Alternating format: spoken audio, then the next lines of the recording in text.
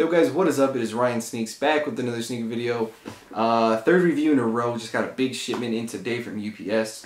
This one actually came across these from Sneakers and Stuff, which I was actually able to pick up some trainers from. And I was able to pick these up. And these are actually lower than retail here in the US. So I said, you know, I'll just return the pair I got here and I'll get these. So initially I paid $140 off Nike for these. Really wanted the colorway that came on this silhouette because it's the original Safari. But they were $140 plus tax on Nike. Sneakers and Stuff released them for $109 plus $10 shipping. So I returned them back to Nike, got this one instead. And one of the things I was kind of upset about with the Nike pair was the toe box had all these waves in it.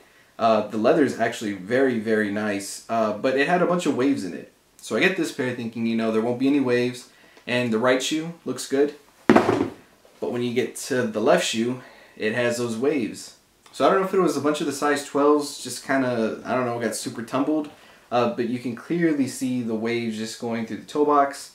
So it's not a big deal. I mean, leather's going to crease regardless. I figured I would just get them cheaper, and if it has the same defect, I guess it does, so it's whatever.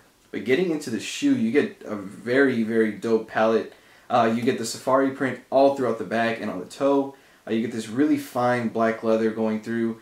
You get this really nice orange leather. And like I said, it has the waves, but it's a really, really nice soft leather.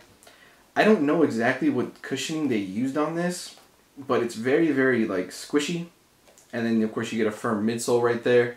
And then your outsole is just pretty basic. It kind of has like a waffle forefront. It's pretty reminiscent of an Air Max 1, to be quite honest. This shoe did release a few years back. I wasn't able to pick it up. I don't even remember it really dropping.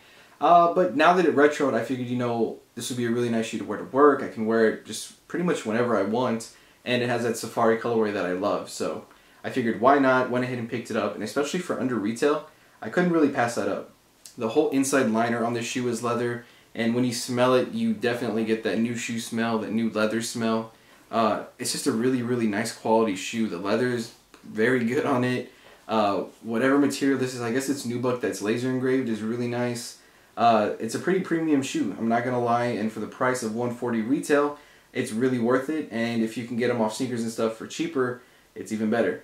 Sizing wise on the shoe, I went with the 12 because that's all they had left on Nike when I ordered it the first time. And they fit me pretty tight, so I would say to go at least true to size to a half size up. 11.5 is my true to size, 12 was a half size up for me, and they fit pretty snug. So I stuck with the 12 off Sneakers and Stuff, same exact fit, wouldn't change it. But let me know your guys' opinions down below. What do you think of this shoe? I know it retroed and there wasn't too much hype on it. It sold out really quick on Nike, and then all sizes restocked like the next day.